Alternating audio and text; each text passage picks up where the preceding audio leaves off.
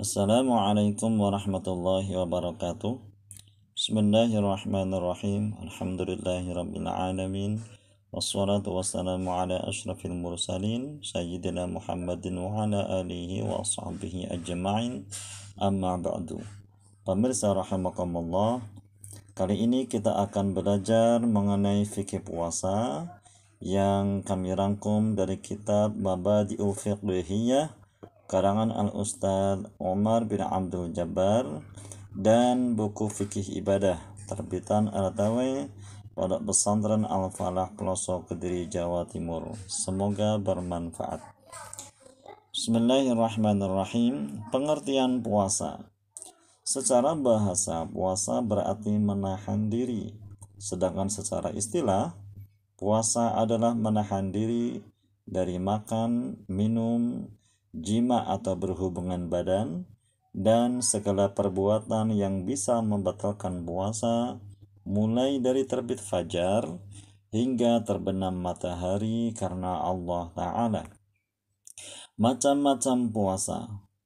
Puasa itu ada yang wajib, ada yang sunnah, dan ada yang haram.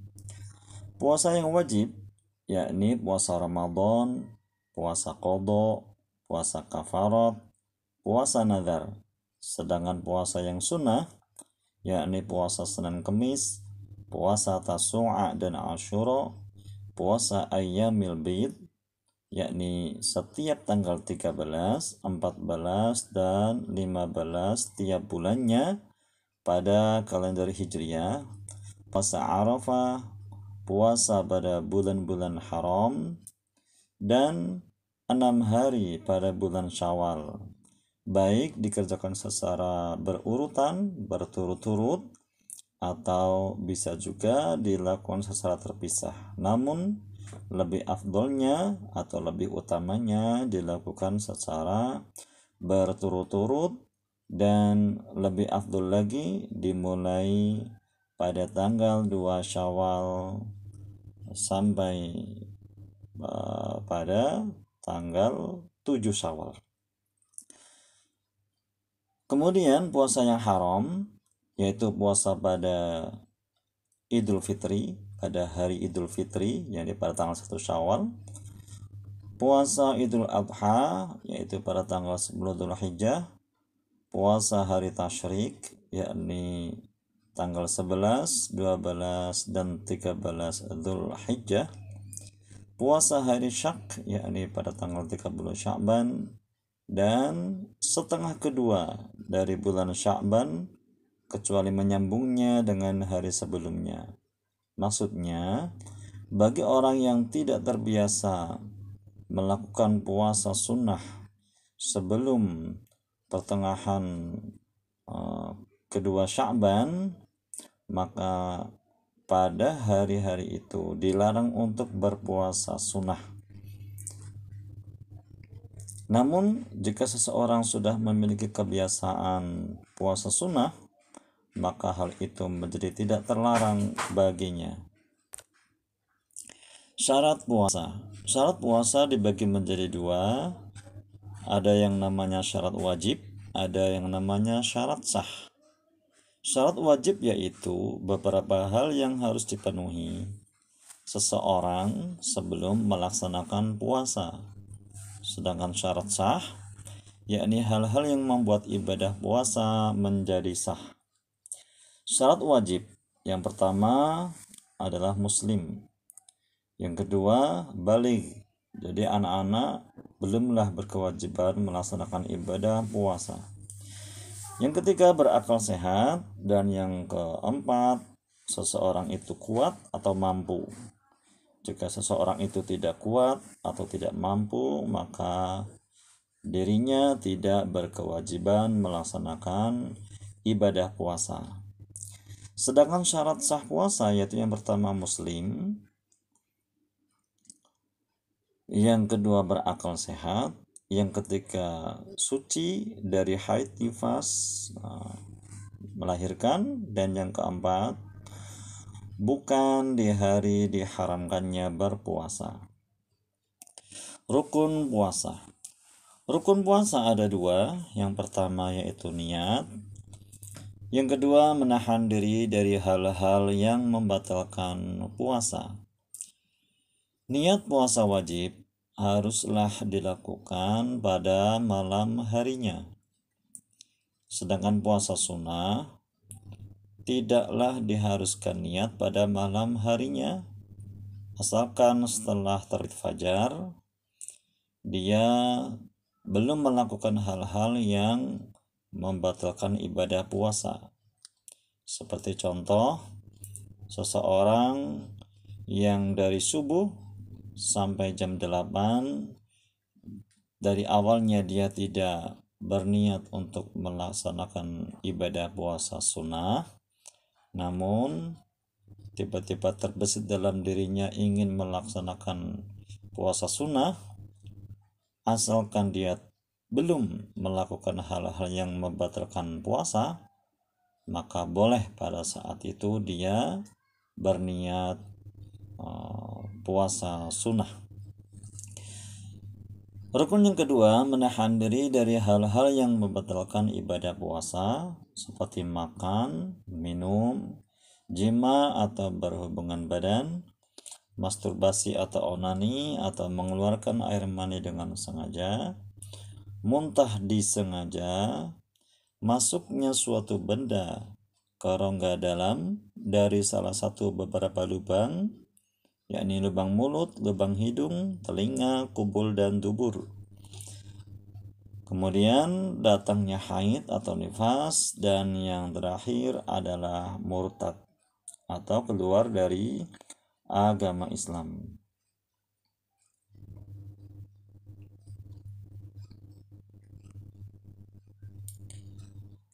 Perlu kami jelaskan pada poin masuknya suatu benda ke rongga dalam dari salah satu beberapa lubang mulut, hidung, telinga, kubul, dan dubur dengan penjelasan sebagai berikut.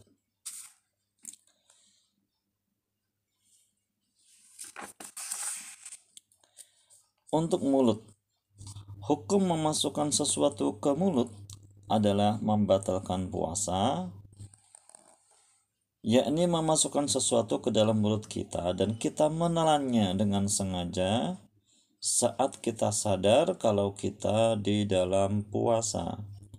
Jadi yang menjadikannya batal adalah karena menelan dengan sengaja. Maka dari itu, jika ada orang memasukkan permen atau es krim ke dalam mulutnya, maka hal itu tidaklah membatalkan puasanya asalkan tidak ditelan. Di dalam masalah ini ada hal yang perlu kita perhatikan, yaitu masalah ludah.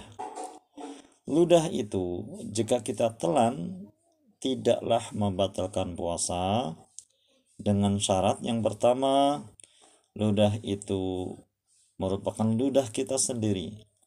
Yang kedua, ludah tidak bercampur dengan sesuatu lainnya. Yang ketiga, ludah masih berada di tempatnya atau di mulut. Maka di saat syarat-syarat di atas terpenuhi, maka jika ludah itu ditelan, tidaklah membatalkan puasa. Bahkan jika seandainya ada orang yang mengumpulkan ludah di dalam mulutnya sendiri, dan setelah berkumpul lalu ditelan, maka hal itu tidaklah membatalkan puasa. Akan tetapi, menelan ludah akan membatalkan puasa jika salah satu syarat di atas ada yang tidak terpenuhi, seperti menelan ludah orang lain atau menelan ludah yang sudah bercampur dengan sesuatu seperti permen, es krim, atau makanan yang masih tersisa di dalam mulut kita, atau menelan ludah yang sudah dikeluarkan dari mulutnya lalu diminum, maka itu semuanya membatalkan puasa.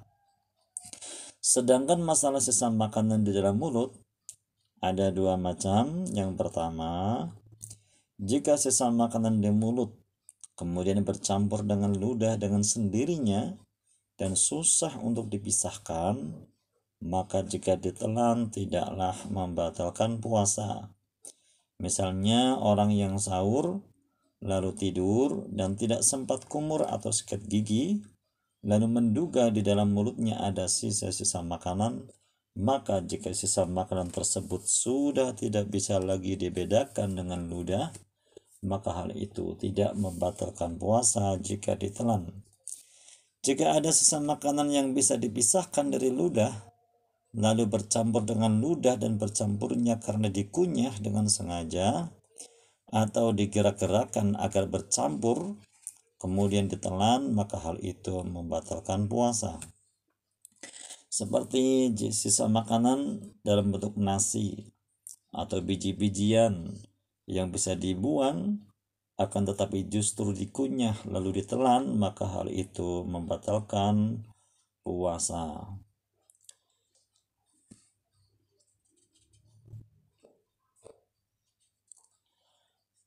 Yang kedua, makruh, dilarang akan tetapi tidak dosa jika dilanggar.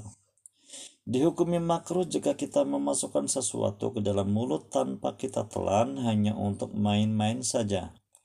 Contohnya ketika ada seseorang yang sedang berpuasa, kemudian dia dengan sengaja memasukkan permen atau es krim ke dalam mulutnya tanpa menelannya, maka hukumnya makruh dan tidak membatalkan puasa.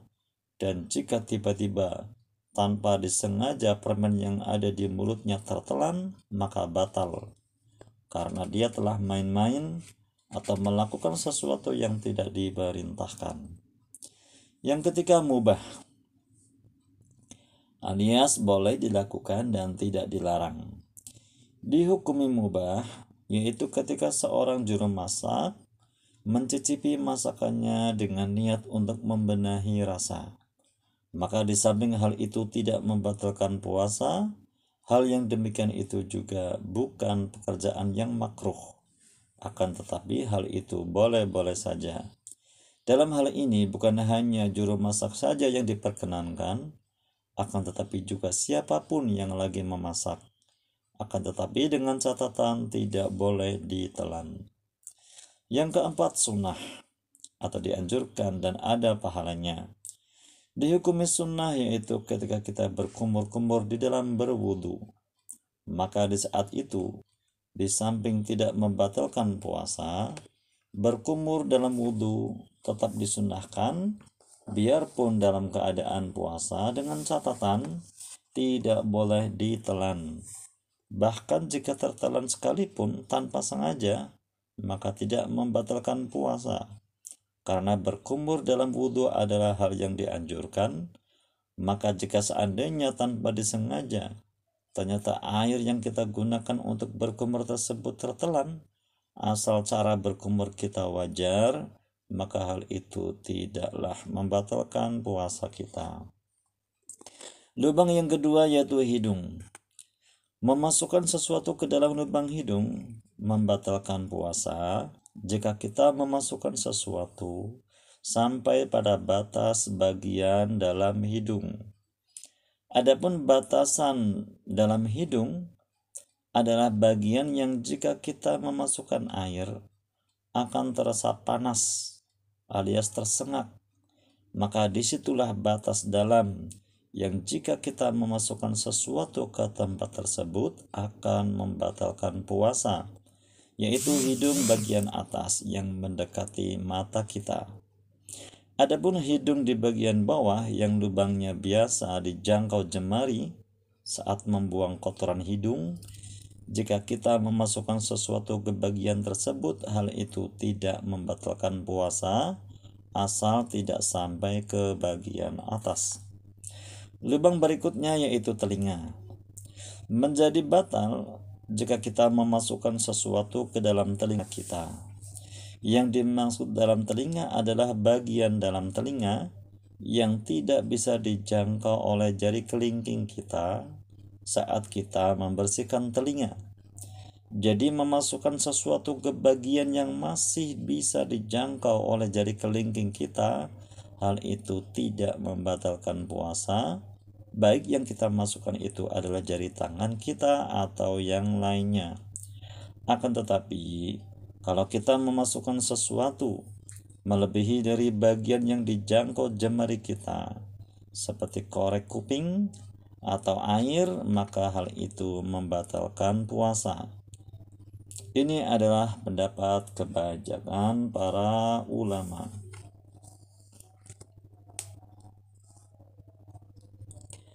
Lubang berikutnya yaitu alat buang air kecil atau kubul. Memasukkan sesuatu ke dalam lubang kemaluan adalah membatalkan puasa, walaupun itu adalah sesuatu yang darurat seperti dalam pengobatan dengan memasukkan obat ke lubang kemaluan atau pipa untuk mengeluarkan cairan dari dalam bagi orang yang sakit. Termasuk memasukkan jemari bagi seorang wanita adalah membatalkan puasa. Maka dari itu, para wanita yang bersuci dari bekas buang air kecil harus hati-hati. Jangan sampai saat membersihkan sisa air kencing melakukan sesuatu yang membatalkan puasa. Bagi wanita yang ingin beristinja, hendaknya hanya membasuh bagian yang terbuka di saat ia jongkok saja dengan perut jemari, dan tidak perlu memasukkan jemari ke bagian yang lebih dalam, karena hal itu akan membatalkan puasa. Lebih dari itu, ditinjau dari segi kesehatan, justru tidak sehat kalau cara membersihkan kemaluan adalah dengan cara membersihkan bagian yang tidak terlihat di saat jongkok, sebab yang demikian itu justru akan membuka kemaluan untuk kemasukan kotoran dari luar.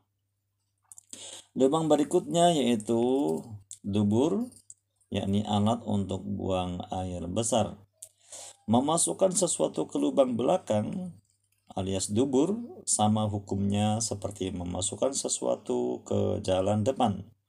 Artinya, jika ada orang memasukkan sesuatu ke lubang belakang, biarpun dalam keadaan darurat dalam pengobatan, adalah membatalkan puasa, termasuk memasukkan jemari saat bersuci dari buang air besar. Maka cara yang benar dalam istinja adalah cukup dengan membersihkan bagian alat buang air besar dengan perut jemari tanpa harus memasukkan jemari ke bagian dalam.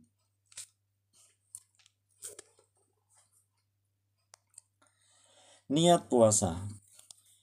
Niat dalam suatu ibadah terletak dalam hati dan tidak harus diucapkan. Namun disunahkan melafazkannya untuk menguatkan hati.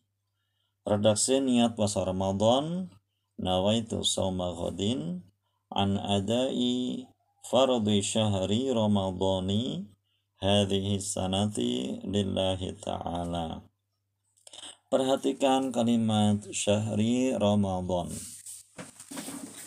Pada niat tersebut, kata Ramadan yang benar adalah dibaca dengan harokat kasroh, yakni syahri Ramadhani hadhihi sanati. Kenapa demikian? Hal ini karena lafaz Ramadan yang tadinya berharokat fathah Ramadhana, akan tetapi karena diidofahkan kepada lafaz setelahnya, yakni hadhihi sanati, maka berubah menjadi Ramadhani hadhihi sanati. Hal ini sudah dijelaskan dalam berbagai kitab seperti dalam kitab Fathul Mu'in, dalam kitab Hasyiah Al-Jamal, dan sebagainya. Artinya, aku niat puasa esok hari untuk menunaikan kewajiban Ramadan tahun ini karena Allah Ta'ala. Dispensasi puasa. Penyebab diperbolehkannya tidak berpuasa. Yang pertama adalah sakit.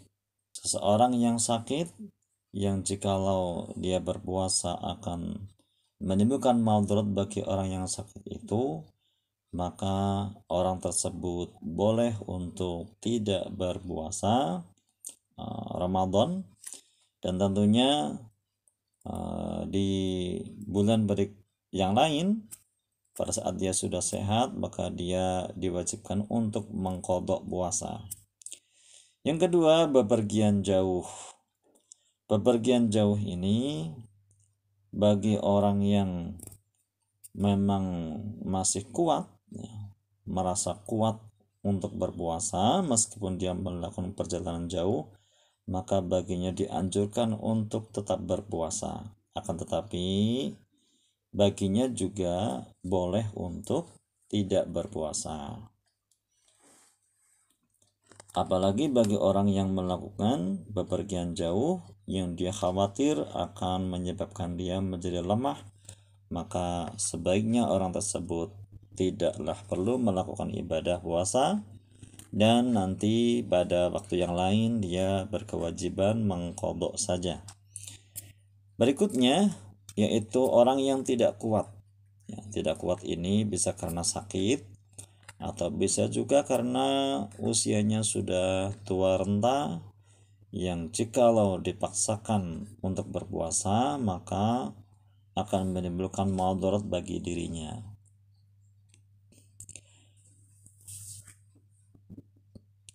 Kemudian orang yang sedang haid atau nifas. Orang yang haid atau nifas tidaklah boleh berpuasa.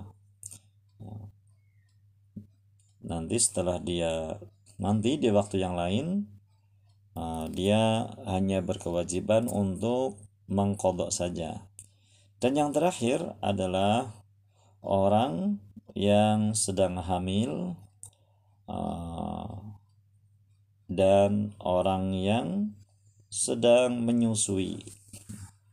Orang yang sedang hamil atau orang yang menyusui dibolehkan baginya untuk tidak berpuasa.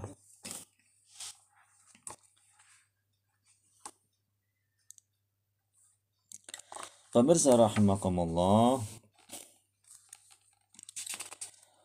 pembahasan tentang wanita yang hamil dan atau menyusui adalah sebagai berikut.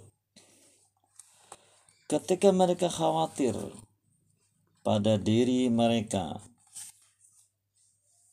saja, jadi kalau ada orang yang hamil atau orang menyusui khawatir terhadap kondisi dirinya, maka baginya hanya berkewajiban untuk mengqadha saja. Namun apabila orang yang hamil atau orang yang menyusui itu khawatir akan kondisi anaknya atau khawatir akan kondisi janinnya, maka di samping dia berkewajiban untuk mengqadha puasa, dirinya juga berkewajiban untuk membayar fidyah.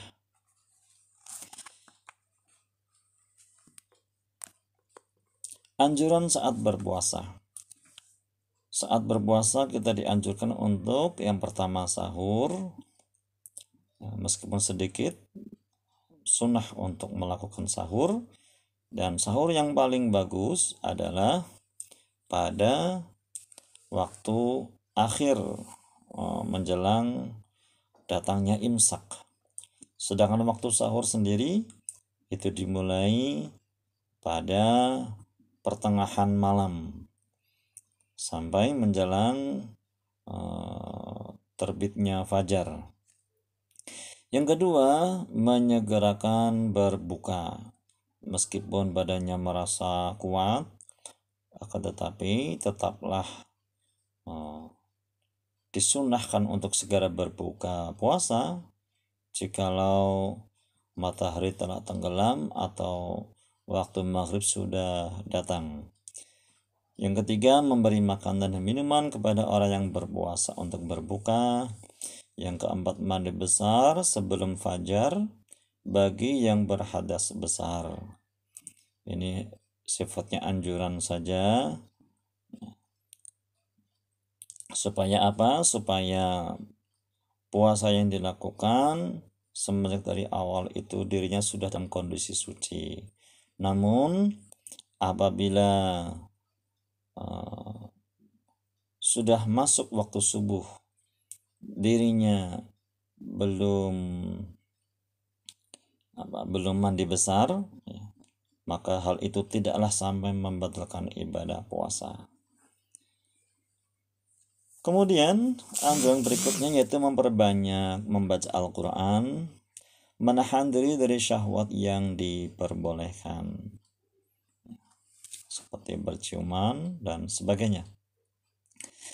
Kemudian beriktikaf, ya, berdiam diri di masjid. Kemudian sholat tarawih, memperbanyak sedekah, menjaga lisan dari perkataan yang tidak baik seperti menggunjing, bertengkar, menfitnah, dan lain sebagainya. Dan yang terakhir, saat mengqadha puasa sebaiknya dilakukan secara berturut-turut. Namun jika tidak berturut-turut juga tidak apa-apa. Namun yang lebih afdol, lebih utama, qadha puasa itu dilakukan secara berturut-turut. Demikian pembahasan fikih puasa, semoga bermanfaat. Kalau ada kesalahan, mohon maaf. Wallahul muwaffiq ila aqwamit thoriq. Assalamualaikum warahmatullahi wabarakatuh.